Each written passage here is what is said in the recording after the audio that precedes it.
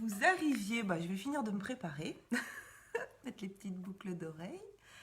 Je vous laisse arriver, j'espère que vous allez bien. On est mardi 11 mai et un nouveau rendez-vous des Good Vibes.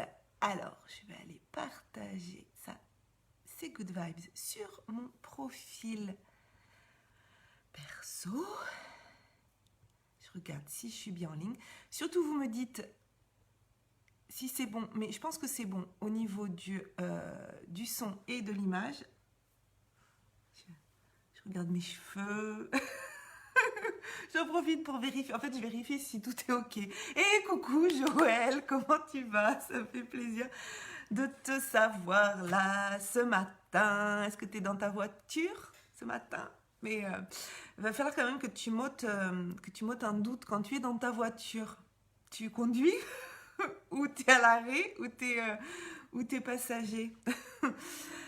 Alors, ce matin, quelle est votre météo du jour? Moi, c'est soleil. En plus, il fait beau dehors, mais même s'il faisait pas beau. Par contre, cette nuit, ça a été l'orage. Il pleuvait ici, en Gironde. Et hier soir, tu prépares ton petit-déj. Alors, t'es en retard ou alors t'as pas les mêmes horaires le mardi? Parce que moi, je suis toujours à la même heure. Hier soir, j'étais en train de préparer la citation du jour. Et là, dans mon bureau, là où je suis, je vais vous montrer, j'ai une grande baie vitrée en fait. Voilà. Hop, j'ai une grande baie vitrée ici. Et donc, tout d'un coup, j'étais en train de travailler. Et je remets le téléphone droit. Et puis là, en fait, j'ai une grande pièce où il y a des baies vitrées de chaque côté. Je ne pouvais pas vous montrer l'autre côté aujourd'hui parce qu'il y a un petit peu de bazar de l'autre côté. Et donc, j'ai deux grandes baies vitrées. C'est rigolo parce que sur mon auto-écran, c'est à ce moment-là que je vois les grandes baies vitrées sur l'ordi.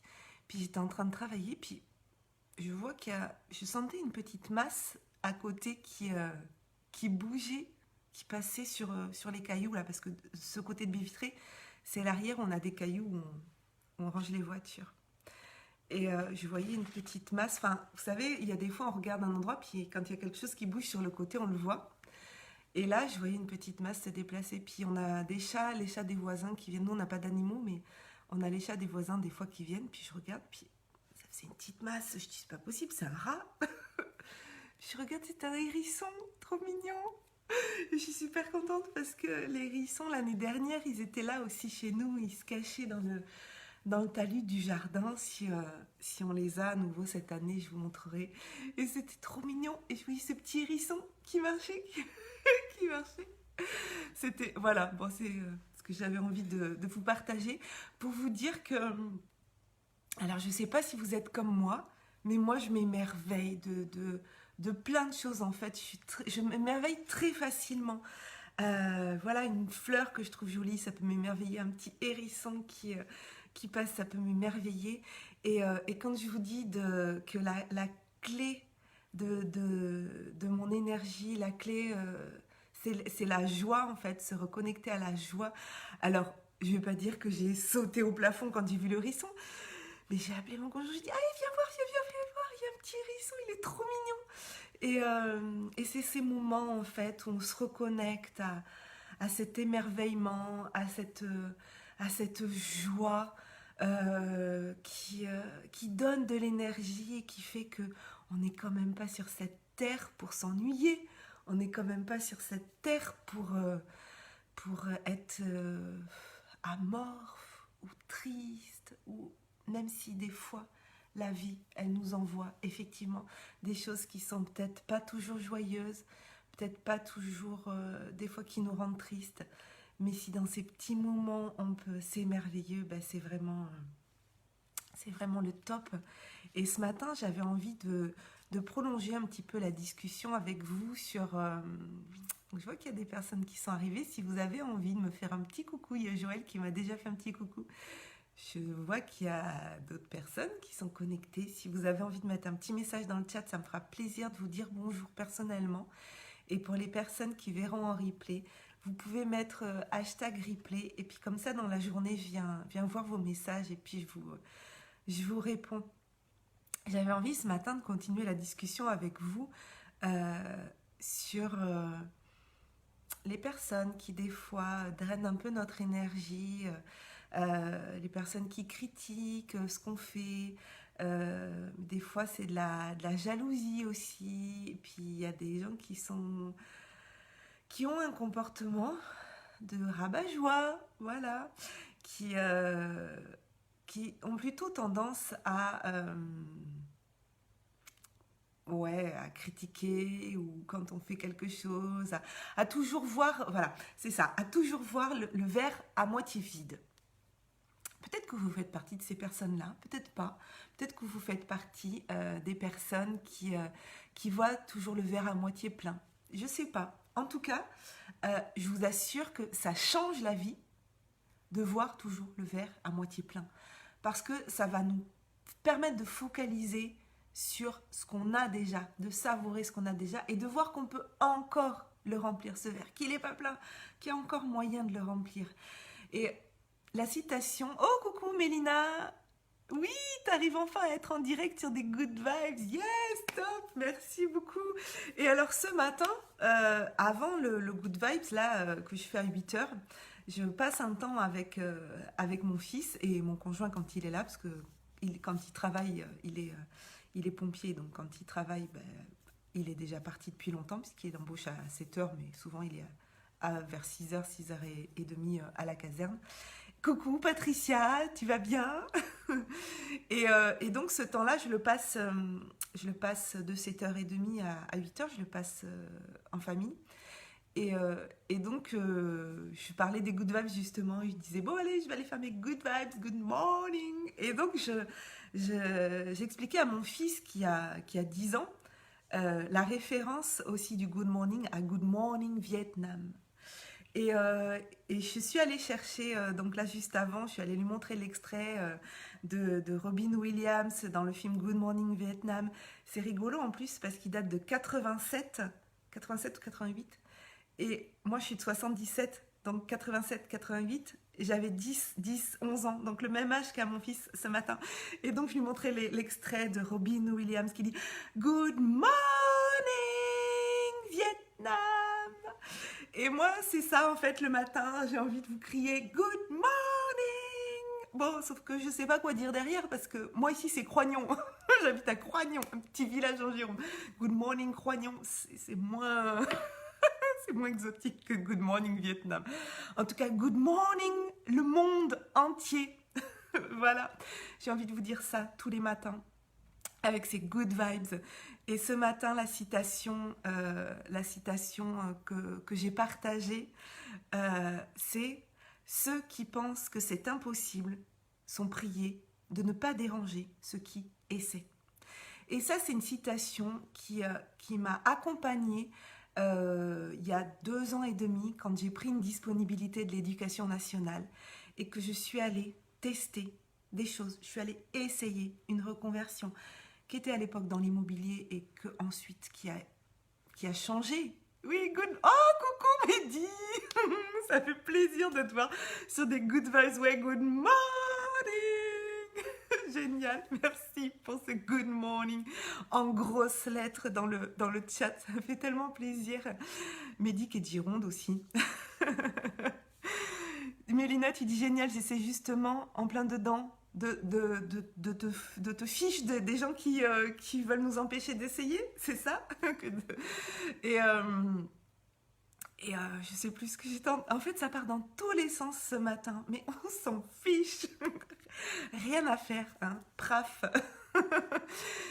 Et donc oui, quand j'ai pris cette dispo de l'éducation nationale et je sentais qu'il y avait des gens qui pensaient que c'était impossible. Coucou François, ça fait plaisir de savoir que tu es là. Parce qu'il y a plein de gens partout qui pensent que c'est impossible.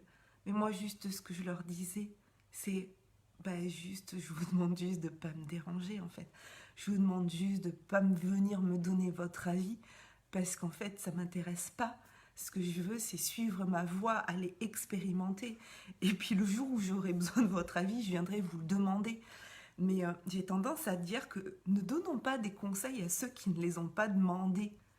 Moi, j'ai fait partie aussi de ces gens-là, à donner mon avis sur tout, à dire aux gens, ah, tu sais, je pense que... Non mais zut, quoi. Zut, crotte flûte.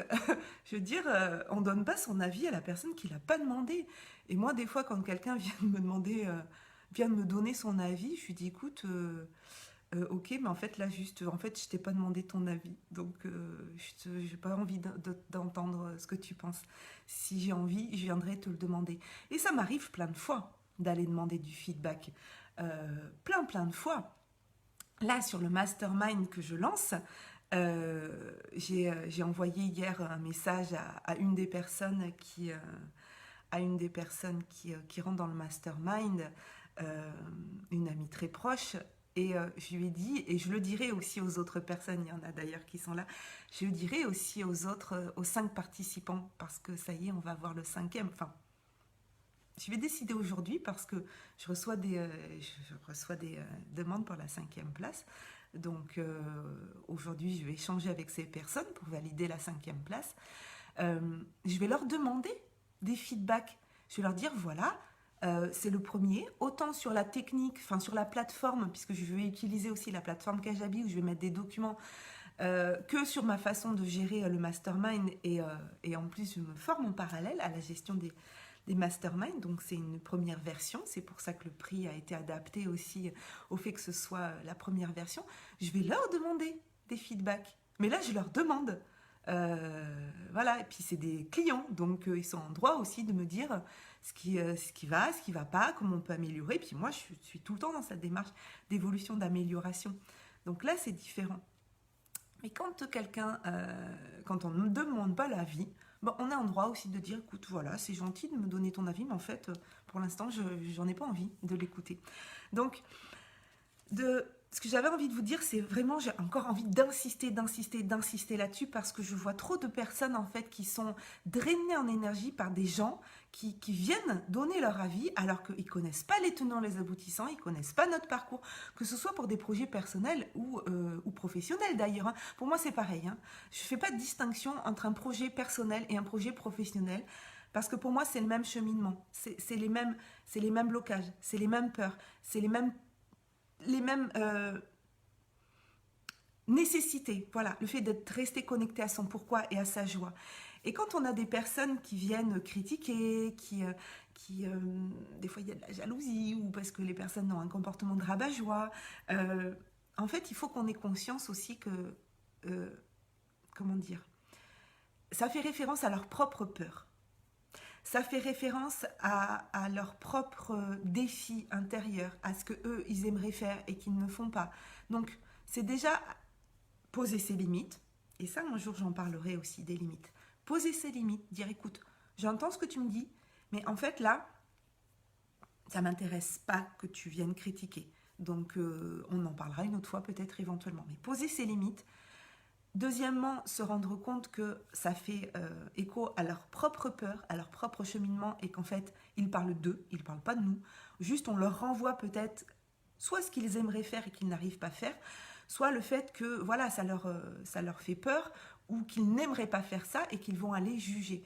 Donc déjà, se rendre compte que ça fait appel à leur propre peur, et donc d'accueillir avec beaucoup de bienveillance en fait ce que dit l'autre, tout en posant ses limites, c'est-à-dire accueillir dans le sens j'entends ce que tu me dis, pas le rembarrer ou pas être agressif ou pas rejeter en disant non mais n'importe quoi, tu dis n'importe quoi, parce que peut-être que la personne elle dit pas n'importe quoi, peut-être que c'est intéressant ce qu'elle dit, mais on n'a peut-être pas envie à ce moment-là de l'entendre, donc d'essayer de les comprendre avec beaucoup de bienveillance, de poser ses limites et de ne pas les laisser drainer notre énergie. Je regarde en bas parce que j'ai pris quelques notes hier soir avant de me coucher. Souvent, je vais vous dire, les idées des good vibes du lendemain, elles me viennent le soir, juste avant de me coucher. Et donc, je prends quelques mots-clés, en fait. Donc, c'est pour ça. J'avais noté leur peur, de les comprendre avec bienveillance, mais que ça ne doit pas drainer notre énergie. Et c'est là où, quand on est créateur de projets, personnels ou professionnels, c'est important d'aller, justement, être dans une co-régulation, je vous en ai déjà parlé avec le système nerveux autonome, d'être déjà dans une co-régulation de bonnes énergies et de s'entourer de belles personnes et des fois, oui, de faire marcher ce feedback, cette intelligence collective, ce fait qu'à plusieurs, on va plus loin et on va plus vite. Hein. Contrairement, je ne suis pas trop d'accord avec la citation qui dit « tout seul on va plus vite, mais ensemble on va plus loin ». Je ne sais pas, c'est un truc comme ça. Non, moi je pense que tout seul on peut être vite confronté à ses peurs, on peut être vite confronté à des blocages, on peut être vite confronté à un moment donné une idée qui ne vient pas ou une technique qu'on ne peut pas débloquer. Donc moi je suis vraiment pour l'intelligence collective et ce cerveau collectif qu'on peut mettre à notre disposition de nos projets. Et c'est vraiment l'idée, c'est comme ça que je suis arrivée à dire, mais c'est un mastermind que je veux faire pour avoir ce cerveau collectif et aller vers ce soi exponentiel. Mon coach Martin Latulipe, coach et mentor dans l'Académie Zéro Limite que j'ai suivi, que je suis encore, et puis certaines personnes là qui sont en train de regarder, ils sont aussi. Il parle de soi actuel vers le soi exponentiel. Et pour moi, le soi exponentiel, et Martin partage aussi cette vision des choses, on n'y arrive pas tout seul. Il n'y a jamais personne qui s'est fait tout seul. Les self-made men n'existent pas, en fait. C'est juste un ego, l'ego qui fait dire on est arrivé tout seul. Mais c'est pas vrai. Il y a toujours eu quelqu'un qui nous a challengé, qui nous a donné un petit tips, qui nous a fait avancer. Et moi, j'avance avec les autres et j'adore la co-création. Et donc, c'est pour ça que dans ce mastermind que je crée, ce mastermind que j'appelle transformation, parce que c'est vivre une expérience transformationnelle, pour tendre vers son soi exponentiel et se rendre compte qu'on peut tout avoir. Toutes nos envies, tout ce qui nous traverse l'esprit et qui suscite nos désirs, on peut l'avoir. Peut-être pas tout seul, mais on peut l'avoir. Et j'ai eu des fois des personnes avec qui j'ai échangé qui me disaient non, c'est pas vrai que tout est possible. Faut arrêter avec ce truc de dire aux gens que tout est possible. Et la personne me prenait cet exemple en me disant mais par exemple, moi, si je veux être astronaute, c'est pas possible. Oui, mais en fait, il y a une différence entre dire que tout est possible dans l'absolu, qu'on peut tout faire, comme être astronaute par exemple, et rejoindre Thomas Pesquet sur l'ISS, ce serait trop top. Enfin, je sais pas en fait si j'aimerais ça. Tout est possible dans ce que nous, on veut. Moi, par exemple, honnêtement, j'ai pas du tout envie d'être astronaute si je prends cet exemple-là, parce que c'est pas mon trip, quoi. Oui, ça me fait rêver comme ça de me dire je pourrais être dans l'ISS, mais en fait, j'ai pas réellement ce désir.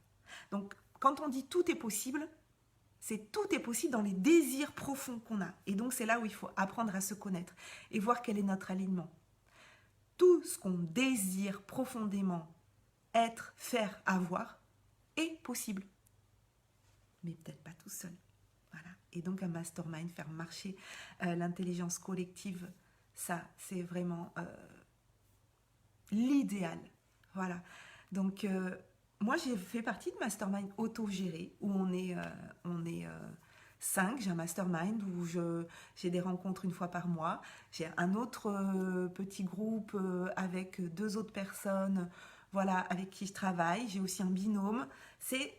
Moi, ce que je vous conseille, c'est dans vos projets, qu'ils soient personnels ou professionnels, c'est de choisir les gens avec qui vous échangez, de les choisir et là d'accueillir le feedback, mais pas de se laisser co-réguler par des personnes peut-être qui ne partagent pas la même vision que vous.